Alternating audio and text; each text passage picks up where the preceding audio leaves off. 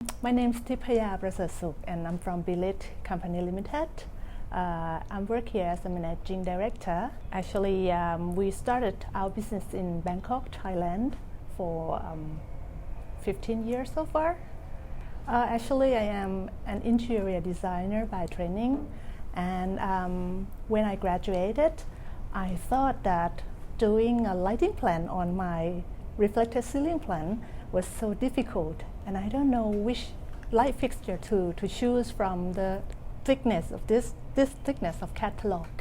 So a friend of mine just studied her PhD at the Bartlett in UK, and so I started to know the course of lighting design as I graduated master degree. So I thought that it should add up my knowledge to fulfill my interior design work.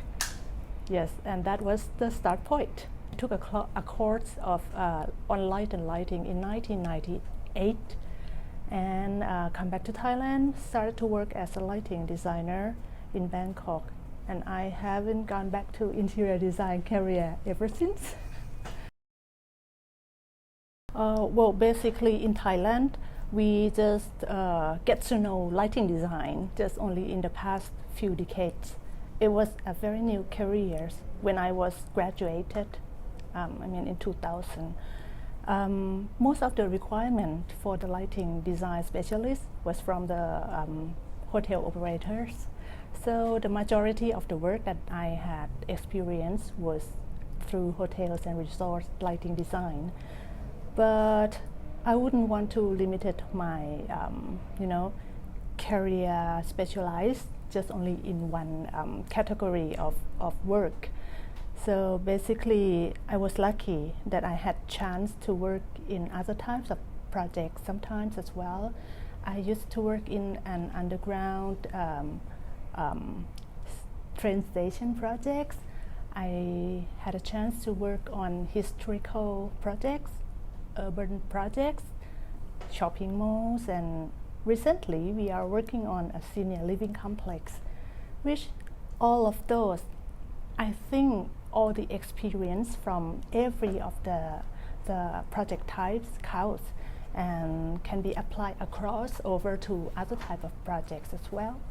So basically, I love the challenging, and I always admire all types of projects that we can have chance to work on. I think for the word technologies, right now it changes every day, change every second, and we need to just catch up with it. When you talk about lighting design, most of people just think about the beauty of light that can apply into the space, and it's just not as simple as that. Most of the time, light always comes with signs.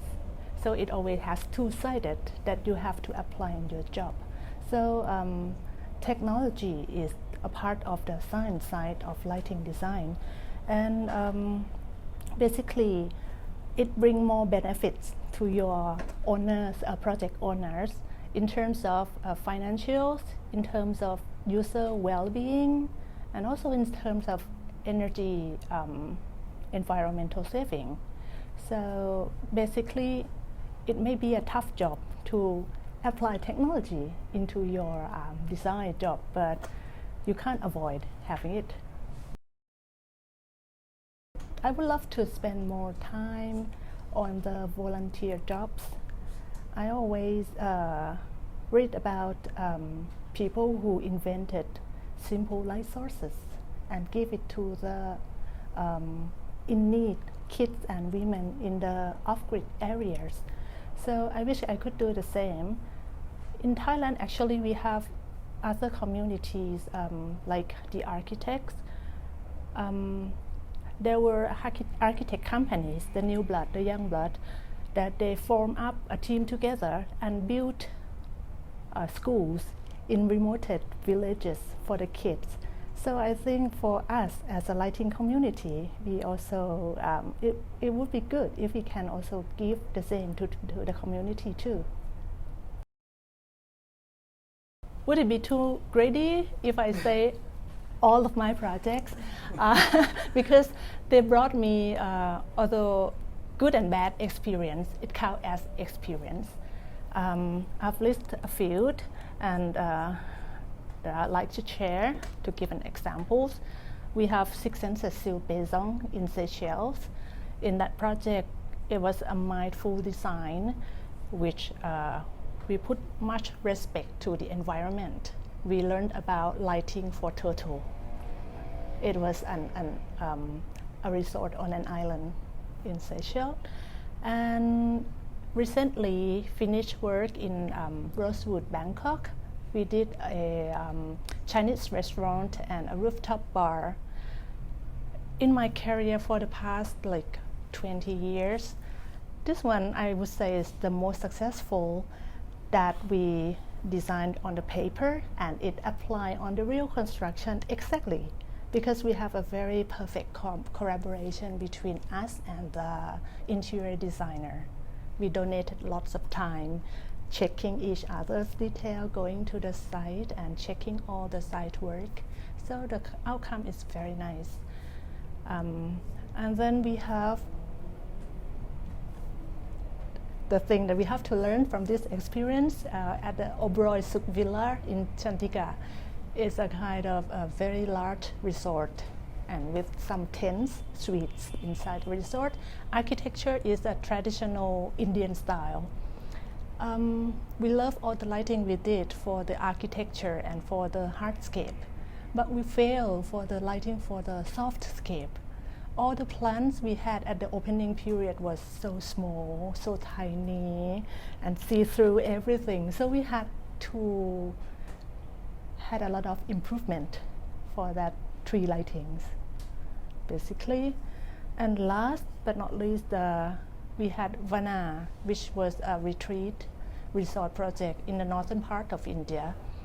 This obtained the LEED Platinum resort, the first one in India. It was in 2010. And at the time, to working with dimming LED and the color appearance of the white LED was so difficult. It was a hard time for us. But this resort gave us a good checklist for our next upcoming projects. My biggest challenge is being a designer and at the same time running an office. In a dream, equation is dream, you sit in a room and then you do your design nicely, peacefully.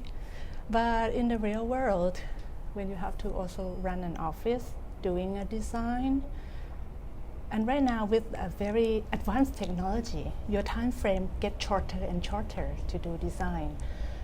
You have to deal with people, you have to deal with your own staff, you have to deal with financial, and also many more. So that's the most challenging thing. I'm always happy to deal with problem in the design job. I'm happy to solving that puzzle, but in this business world, it's so difficult for me. I'm not trained to be. Yes, actually I have two ladies that I would like to mention. The first one is Dr. Janyaporn Junthamara, styler. She was the one who opened the world of lighting to me. She was a friend who I mentioned, introduced me to the MSc in the Bartlett. And she is a great mentor, actually. She is a university instructor. And up until now, I always call her up and ask her difficult question on lighting. She always have answer for me. The other person was my ex-boss in Vision Design Studio, Miss Laorjai Bunpiti. I started working with her in 2000 after I graduated. She's a great person. She was very creative, very artistic, very energetic. Working with her just keep me, active all the time and challenges me all the time as well. She did not only taught me to be a good designer, not taught me how to do design work, but she also taught me to deal with situations as a woman designer, and taught me to deal with clients and some tough situations on site too. I think light is everywhere, and light is the thing that involved in your life from the day you were born, the time you wake up, and until the time you close your eye at the end of the day. And lighting is actually the thing that can influence your mood, influence your well-being as well. So being a person who is able to conduct the quantity and the quality of light is a very special job to me. There was a funny time when I was in class. One of my friends, she told me that she and other few classmates went to a party, and suddenly the party was in the dark, and suddenly when they turned on the light, everyone was like stunned. And at that moment I was the same, and I see so beautiful light in some places. I think from at that moment I started to realize that I'm so impressed by lighting design, and so impressed by both natural and artificial light that I experience in many parts of my life. Well, basically, it's a totally different situation here in my country. Maybe I'm lucky because most of the lighting pioneers in Thailand are all women, I must say. And everywhere that I go, I was respected as a professional, as a lighting specialist. Nobody mentioned about male or female. And so basically I just feel that in Thailand we don't face that much of the the unbalanced ratio. The unbalanced ratio should be like less men in the lighting industry here. Well, just being yourself, and don't let the word just women or men to describe you as a lighting designer.